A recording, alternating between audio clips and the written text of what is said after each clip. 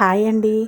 ఈరోజు మన వీడియోలో ఏంటంటే మిల్లెట్స్ దోశ, అన్ని రకాల మిల్లెట్స్ కలిపి దోశ పిండి ఎలా రెడీ చేసుకోవాలో చూసేద్దాం ఫ్రెండ్స్. ఇది ఆరోగ్యపరంగా చాలా మంచిదండి. పిల్లలకు కానీ పెద్దలు కానీ అందరూ యూస్ చేయొచ్చు.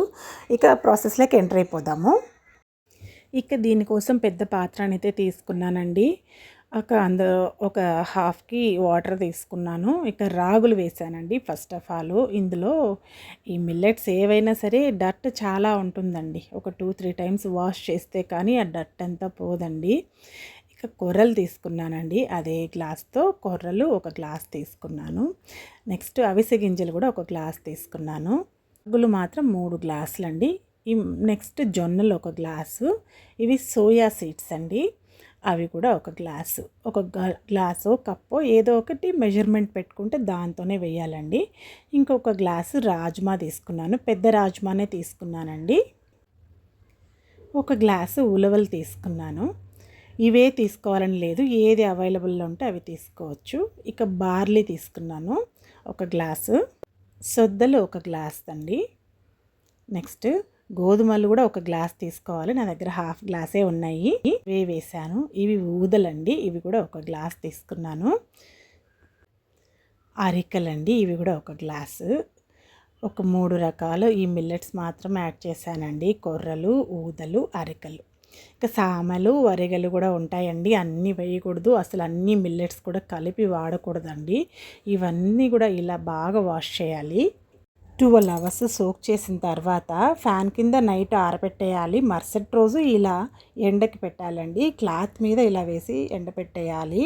ఇక నేను కూడా ఎండలో కూర్చున్నానండి. వాటితో పాటు మొత్తం వెజిటబుల్స్, ఇవన్నీ మిల్లెట్స్ అన్నీ కూడా ఎండబెట్టాను. మాకు మిద్ది మీద పావురాలు వస్తాయండి. ఒక్క నిమిషం కూడా ఉండనివ్వు. అందుకని నేను కూడా కూర్చునేసాను వాటితో పాటు. ఇక అవి ప్రిపేర్ చేస్తూ ఉన్నాను.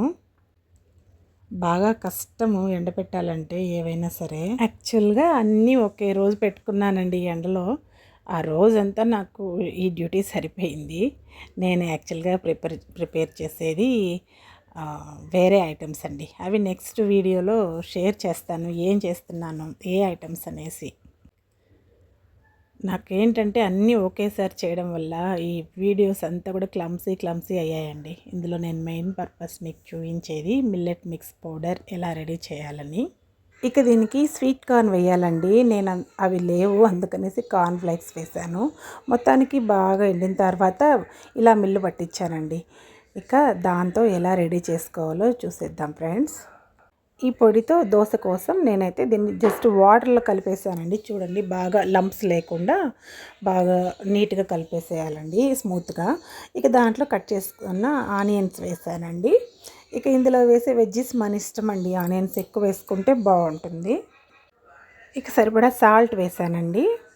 దీనికి సోడా ఏం అవసరం లేదండి.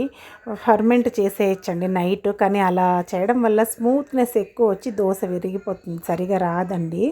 అందుకని అప్పటికప్పుడు కలిపి వేస్తున్నాను. ఇక తగినంత పచ్చిమిర్చి వేసానండి. దీనికి కొంచెం కొత్తిమీర కూడా వేసుకోవచ్చు మీరు. క్యారెట్ తురుము కూడా వేసుకోవచ్చండి. నేనైతే ఇంకా పాన్ హీట్ అయిన తర్వాత దోశ వేస్తున్నాను. చూడండి, నార్మల్ మన దోశ ఎలా వేసుకుంటామో అలాగే అండి. ఇది కొంచెం వాటర్ స్ప్రింకిల్ చేశాను. తర్వాత ఈ దోశ బ్యాటర్ని వేస్తున్నానండి దాని మీద. అంతే, ఇలా నార్మల్గా వేసేసుకోవచ్చు. కాకపోతే స్మూత్నెస్ ఎక్కువ ఉంటుందండి దోశ. ఇలా చూడండి, మనం అలాగే రుద్దుతూ ఉంటే దీంతో పాటు వచ్చేస్తుంది. అలా కాకుండా కొంచెం సాఫ్ట్గా వేసుకోవాలండి.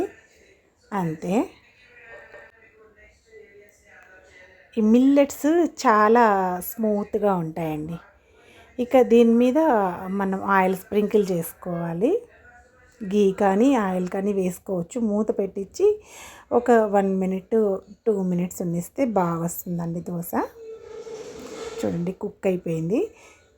ఇప్పుడు ఇంకా మెల్లగా ఈ దోశను తిరగేసుకోవాలండి. మనము ఇంకా బాగా క్రిస్పీగా రావాలంటే ఇందులో కొంచెం బియ్యం పిండి కలుపుకోవచ్చండి దోశ వేసే ముందర. ఇదండి ఫ్రెండ్స్ మన millets dosa recipe. Thank you for watching. Take care.